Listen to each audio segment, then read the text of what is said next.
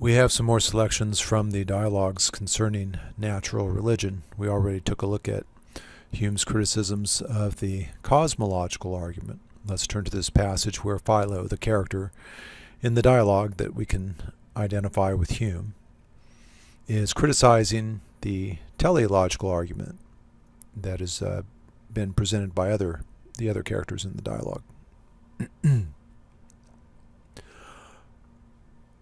As we said, the teleological argument is an argument from analogy. We talked about the analogy, the kind of analogy on which Paley relies in supporting the argument. As I said before, it's an old argument. We're going backwards a little bit chronologically here. We're not going in an exact chronological order because Hume was before Paley. As we said last time, Paley's Natural Theology was published in 1802. Hume is an 18th century thinker. He lived from 1711 to 1776. So Hume is not replying to the particular presentation of the teleological argument that we've been looking at, Paley's. But as I said before, it's an old argument in the history of philosophy. And so in the 18th century, Hume covers it in the dialogues concerning natural religion. And just as there was a kind of composition inference, kind of composition fallacy rather, involved in the argument, as Hume sees it, he'll also make that a kind of, here again, a kind of composition fallacy involved in the cosmological argument. Similarly, Hume thinks there's a kind of composition fallacy involved in the teleological argument. And he also argues that the analogy is weak. It's a weak analogy. So those are the two basic points in the selection of the teleological argument that we have in this passage from the dialogues. Hume writes, this is really, here again, the character Philo speaking, but we can identify Philo's skepticism with Hume's skepticism for lots of reasons that I've touched on already. Allowing that we were to take the operations of one part of nature upon another for the foundation of our judgment concerning the origin of the whole, which can never be admitted, what peculiar privilege has this little agitation of the brain, which we call thought, that we must thus make it the model of the whole universe? Our partiality does indeed present it on all occasions, but sound philosophy ought to guard against so natural an illusion. So, Hume does believe that oftentimes we believe in illusions. As I emphasized in my remarks on Hume earlier, he thinks our belief, even in such a common sense metaphysical notion, seemingly an uncontroversial metaphysical notion, as our belief in causal connections between events, even that is a kind of illusion, as I emphasized in my remarks before. He doesn't believe we actually know that. He doesn't believe that we actually know that there are connections between events. We take ourselves to know that. But what are we doing? As I said before, what are we doing when we think that? We're really just projecting the familiar pattern of our experience onto the world. It's a kind of illusion. When you really critically analyze the content of our experience, you find that there's no justification for many of the notions that we employ, for many of the notions that, here again, to Hume's mind, we just project onto the world. So I made this point in connection with his skepticism about causation. We take ourselves to have causal knowledge of causal connections between events, but we're wrong. It's an illusion. We do not have such knowledge. I gave the example of one billiard ball striking another. At time one, let's say, billiard ball A strikes billiard ball B. And then at time two, billiard ball B undergoes a change from being at rest to being in motion. Well, we take ourselves to know that the first event caused the second event. But Hume argued in a different book, not the dialogues concerning natural religion, but in other books, he argued that when you critically analyze the content of our experience, you do not find in experience the source of this belief in a connection. You do not find this connection at all. All that we actually experience is, here again, what he calls contiguity. The one object touches the other, comes into contact with the other. And succession, that is to say, it always happens that way. After the one billiard ball is struck, it undergoes a change in the next instance from being at rest to being in motion. It always unfolds that way in our experience, but you never actually experience the connection between the two events. So we just, in a way that amounts to a kind of illusion, we just project the patterns that are familiar to us, we project onto the world. And if Hume thinks that that's what's going on in something so mundane as one billiard ball striking another, then of course it's no surprise to think that he'll be skeptical about this inference to the effect that, well, artifacts are products of a design. The universe resembles these artifacts, therefore the universe is a product of design. It, of course, comes as no surprise that he'll be skeptical about an argument like that. I mean, as compared to the billiard ball case, this is really a reach. This is really a stretch, isn't it? And he just finds it implausible. So we are creatures of habit. That's Hume's view. That is Hume's view of human nature. We're creatures of habit. We tend to seek out the kinds of patterns that are familiar to us, and this is hardwired into us in such a profound way that even when those patterns aren't there, we tend to project them onto the world. So Hume emphasizes that we have a kind of partiality towards kinds of order that we recognize. We're disposed to interpret features of the world in terms of things that are familiar to us. And from this habit of mind, we tend to impose kinds of order on the world where they don't exist. So I just gave the example of our metaphysical notion of a connection between events. There's no such connection, according to Hume. We're just projecting from the fact that things unfold a certain way in our experience, we then project onto the world that kind of order or that kind of pattern from our experience. But it's not in the world, it's in us, on Hume's view.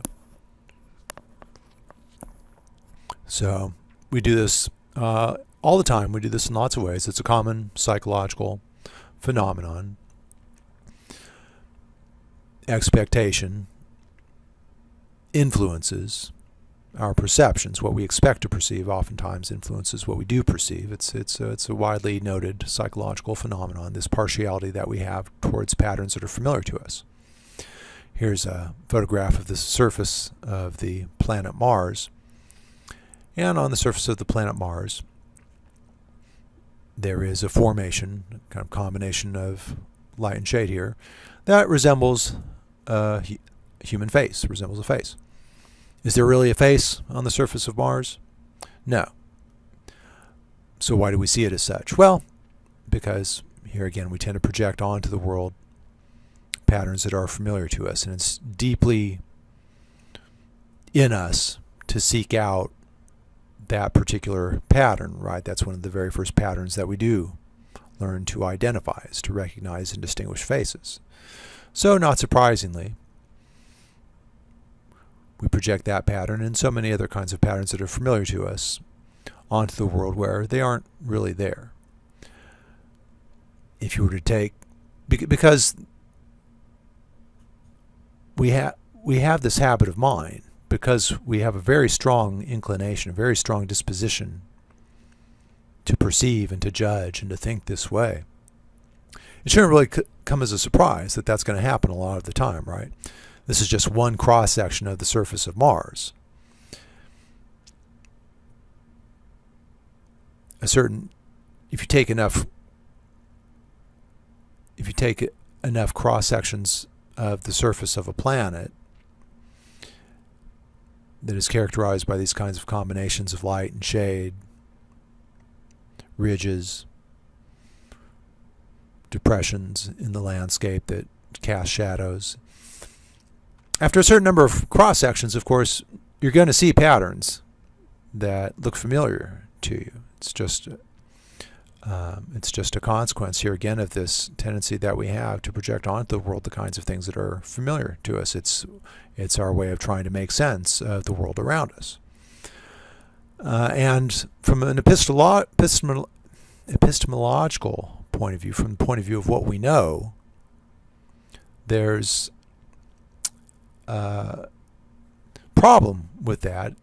We can go, of course, too far in that direction. In some ways, it's a useful habit of mine because it does help us to make sense of the world around us. But at the same time, there's a kind of risk that we'll project onto the world patterns that aren't really there. And Hume thinks that when it comes to the teleological argument, that's really what we're doing. We're projecting onto the universe this very partial, very limited experience that we have, where we see artifacts, that is to say, the kinds of things that human beings contrive, like watches, because we've seen those made, and because there is this kind of resemblance between the natural world and the kinds of things we make, we therefore infer that the cause must be similar. In the passage from the dialogues that we have, Demea says we should, where the effects are similar, we should infer that the causes are similar. That's basic to the nature of analogical thinking, isn't it? That's basic to the structure of a kind of argument from analogy. Two things are similar, and we infer that they must have some further similarity. In this case, in the kinds of cases that Demea is talking about here in our passage, Demea says when the effects are similar, we should infer that the causes are similar. So a watch is a kind of effect, and we know the cause of it. And here again, the complex structures in the natural world in some respects resemble this kind of human contrivance. Therefore, we should infer that a mind is responsible for the universe. A mind is responsible for the world in the same way. That's the basic pattern of our thinking, but Hume is skeptical about inferences that stretch that far beyond what we actually experience. Again, he's an empiricist, as Bonjour and Baker emphasize in their comments, their annotations here. He's an empiricist. He believes knowledge comes from experience, and it's limited to experience. And we don't have experience of anything like a world being made. And the two things being compared are very remote, are very dissimilar. It's a real stretch, is Hume's way of thinking about it. The analogy is a weak one. We have no experience with the creation of worlds. Hume says that nature, we find, even from our limited experience, possesses an infinite number of springs and principles. What new and unknown principles would actuate her in so new and unknown a situation as that of the formation of a universe? We cannot, without the utmost temerity, pretend to determine.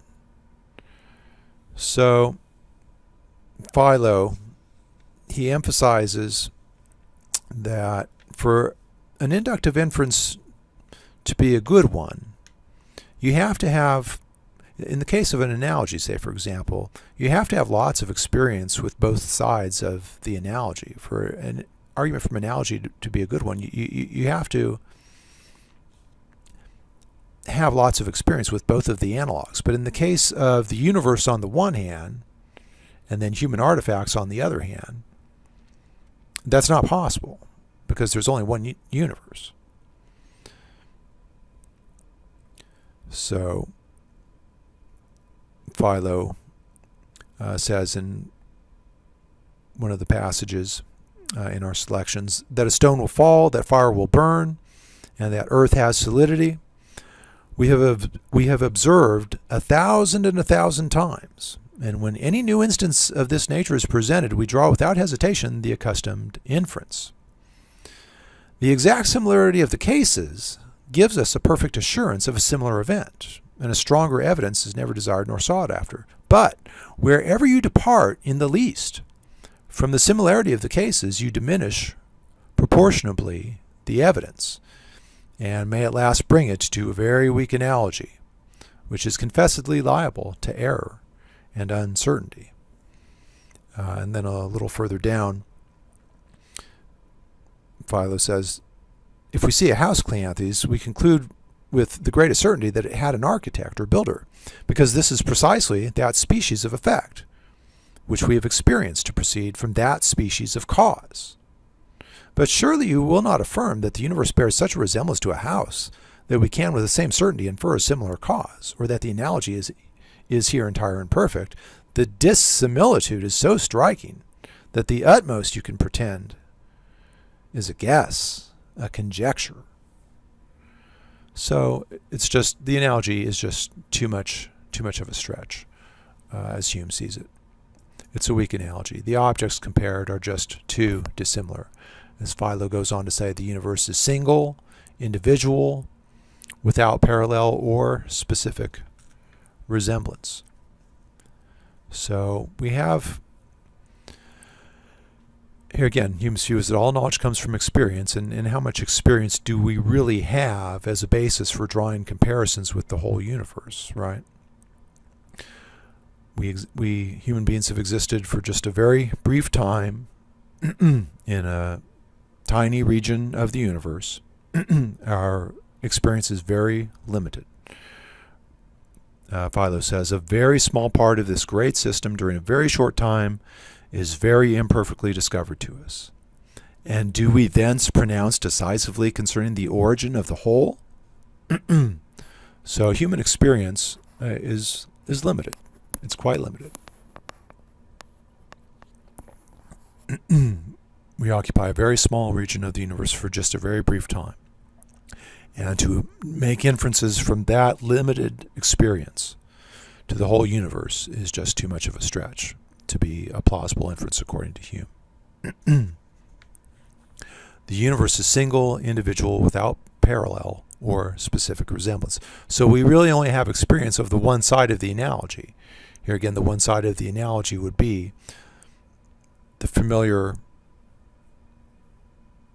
products of design, artifacts, the kinds of things human beings contrive, or other examples in the natural world. Here again, any example of a maker. So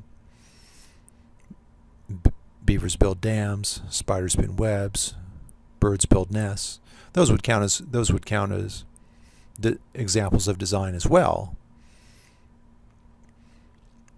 But here again, our experience is very limited, and to go from those cases to the whole universe is just too much of a stretch. Is just not plausible, according to Hume. Philo says, stone, wood, brick, iron, brass have not at this time, in this minute globe of earth, an order or arrangement without human art and contrivance. Therefore, the universe could not originally attain its order and arrangement without something similar to human art. But is a part of nature a rule for another part very wide of the former? Is it a rule for the whole? Here again, our experience is limited to a very small part of the universe for just a very brief time. And we are not justified in transferring design from our familiar examples to the whole universe. There's a kind of composition fallacy involved, just as I said with respect to the argument from contingency, right? Every particular thing in this world is contingent. But does it follow from that the universe as a whole is contingent? That may be a kind of composition fallacy. That may not be a good composition inference. And similarly, parts of the universe with which we are familiar have design, are the product of design. So in some sense, a bird designs a nest, a beaver designs a dam. Of course, human beings design things, human artifacts. But here again, just because parts of the universe and parts that are limited to our very limited experience have design, is it a good composition inference to therefore the whole in which those parts exist? And this is a whole that's very remote, as Hume says, very remote from our limited experience, is it a good composition inference to infer that the whole must have that property of having been designed as well? Again, is a part of nature a rule for another part, very wide of the former? Is it a rule for the whole? Is a very small part a rule for the universe? Is nature in one situation a certain rule for nature in another situation vastly different from the former? So the case of a watch and a watchmaker is, the universe as a whole is vastly different from that particular example of our very limited experience. So it's really a stretch. It doesn't seem like a good composition inference to Hume. It seems like a composition fallacy. And as I said before, as we saw in Hume's criticism of the cosmological argument, he doesn't even believe in the whole in any case. But in this passage, he's just putting that issue to the side.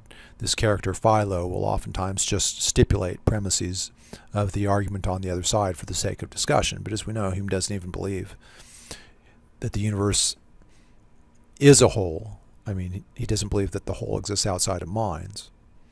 He seems to endorse, at least in those passages that we read earlier, a metaphysics according to which there just are the basic physical parts of the universe. And that's all. Wholes don't exist outside of the mind. So in any case, he doesn't even believe. He believes that the notion of a whole is something of a fiction. The notion, as we saw him argue against the cosmological argument, the notion that there even has to be a cause of the whole, he doesn't believe. If the kinds of natural processes, the kinds of causal laws that the physical sciences discover suffice to explain each particular part of the universe, then that suffices as an explanation for the whole universe. We know that that's Hume's view in any case, but perhaps that's one reason why he wrote his assessment of these arguments for the existence of God in the form of dialogues, so that characters could try out different arguments, and different speakers could stipulate some of the premises, and other speakers could stipulate some of the others. It was probably easier to just write it that way from his own point of view. So he's taking the teleological argument on its own terms. He's trying to be charitable and take it on its own terms, but we know that even a lot of the premises of the teleological argument he doesn't even believe in the first place. But even taking it on its own terms, the inference is still a weak one. It's still a weak analogy, and there's also a kind of composition fallacy involved. That's Hume's view. As we've seen, the idea is that there has to be something distinct from the created things in this universe that serves as the foundation of it all. We've seen this idea we saw this idea in the cosmological argument. The same basic line of thinking in each of those versions of the cosmological argument, and it plays into Demia's presentation in these passages of the teleological argument as well. There has to be something that stops the regress of explanation.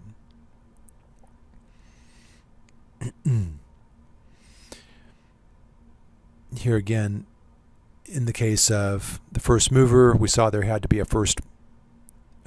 The argument from a first mover there. The argument from motion, we saw that there had to be a first mover. In the argument from efficient causation, we saw that the regress has to stop with a first efficient cause, namely God. Or here again in the argument from motion, there had to be a first mover, which here again is God. Or in the argument from contingency, we saw the idea that this form of explanation, contingent thing A is explained by contingent thing B. Contingent thing B is explained by contingent thing C. But that can't go on forever, or one has landed in an infinite regress of explanation. That is to say, you keep stepping backwards forever and you never actually get to the explanation. Why is there the succession of contingent things at all? There has to be something that stops the regress. In the case of the argument from contingency, of course, the regress is stopped by a necessary being. So God is conceived of as a necessary being in the conclusion of that argument. And in Demiet's presentation of the teleological argument, there's a similar thought that here again, all the kinds of order that we find in the natural world, as science proceeds, as it advances, they may be explained in terms of lower level sources of order. But that can't go on forever.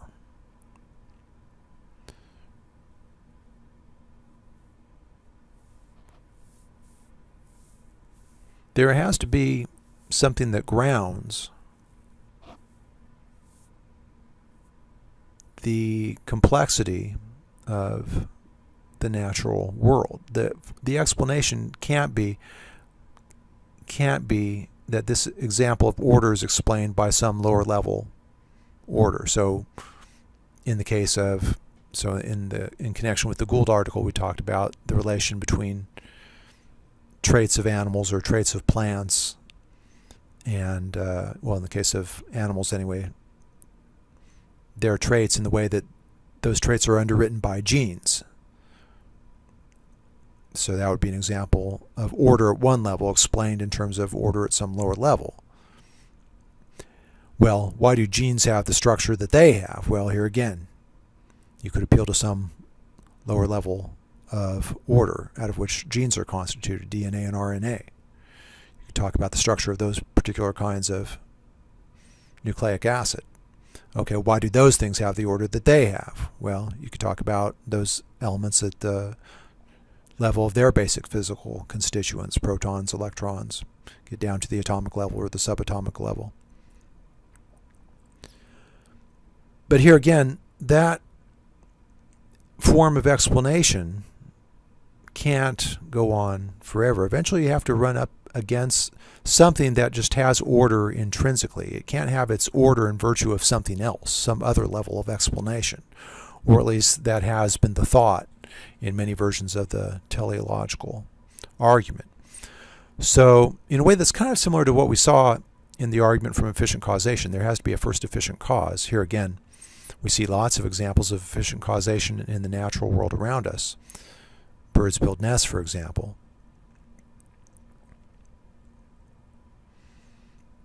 But there has to be an efficient cause, a first efficient cause that explains why there are such things as birds in the first place. That is to say, there has to be a background of order that made it possible for such complex entities that then engage in efficient causation in turn to come into existence. So there has to be some, just as we saw in the argument from efficient causation, there has to be some first efficient cause. Similarly, in the teleological argument, there has to be some being that has order in an intrinsic way. The kinds of order that we find in the natural world are to be explained by previous physical processes or lower level kinds of order. But here again, that form of explanation can't go on forever. Why should it be the case that there is order at all? Here again, the explanation can't be the lower level of order that then in turn can get analyzed into some lower level physical process or some lower level order again. There has to be some ground to it all, is the thought behind the teleological argument. There has to be something that has order intrinsic to it, namely the divine mind, that is the source of the order that we find in the natural world, as the teleological argument would have it. Well, Hume would say that, as indeed Philo does say in the dialogue, the material world itself could just as easily be the source of order. Some principle intrinsic to matter itself, some principle intrinsic to the natural world itself could be the source of the order. For all we know, matter may contain the source or spring of order originally within itself, as well as mind does. So we've seen that the gist of the teleological argument is that we find that the world is organized, structured, characterized by arrangement of parts, complexity. And we know that in the case of human artifacts, the complexity, structure, organization, these are the result of design. These are the results of a planning mind. Therefore, the far more complex order, organization, arrangement of the physical world must have some far more powerful mind as its cause. But Hume's point is that there's really no difficulty in supposing that the material world itself has the principle of organization that isn't just as much present in positing this mind distinct from the world that is the principle of organization. The one state of affairs is just as conceivable as the other. For all we know, matter may contain the source or spring of order originally within itself, as well as mind does. Why is God, rather than the universe itself, the regress stopper? We've seen it's characteristic of the arguments for the existence of God that we've looked at so far, the cosmological argument and the teleological argument. It's characteristic that the regress has to come to a stop. Things can't just be explained by the previous member of the causal chain, right? The problem of an infinite regress seems to require a first cause of order, namely a divine creator. Here again, in the natural world around us, we see lots of physical processes that have as their conclusion a complex, structured, organic whole. Say, for example, an oak tree. An oak tree comes from an acorn. Well, where did the acorn come from? Well, from another oak tree. Well, where did that oak tree come from? From another acorn. Well, where did that acorn come from? Well, from an earlier oak tree. That form of explanation, here again, it works in any particular instance, but that form of explanation, here again, can't work for the bigger metaphysical question, why is there order at all? If you try to give that explanation, then you never actually get to the answer for why there is order at all. You're landed here again. If you try to make that form of explanation, which is perfectly fine for any particular oak tree or any particular acorn, if you try to make that form of explanation the explanation for why there is order at all, then you're landed in this infinite regress. Because here again, the thought is, and we've seen this in many of these arguments now, the thought is you can't keep tracing your steps backward for infinity and explaining everything in terms of the previous cause, if that cause itself is just another cause of the same kind. So there has to be something that stops the regress. And in all these arguments for the existence of God, the argument from contingency, the argument from efficient causation, the argument from motion, the argument from design, God is what stops the regress. But Hume's question is, why is God, rather than the universe itself, the regress stopper? We see Philo raise this question, what is the cause of the mind of God, or of the order of the mind of God? There's no difficulty in supposing that the cause of order is intrinsic to the material world. There's no difficulty in that proposition, which isn't just as much present in positing this mind of God that is the source or first cause of order. The teleological argument stops the regress arbitrarily.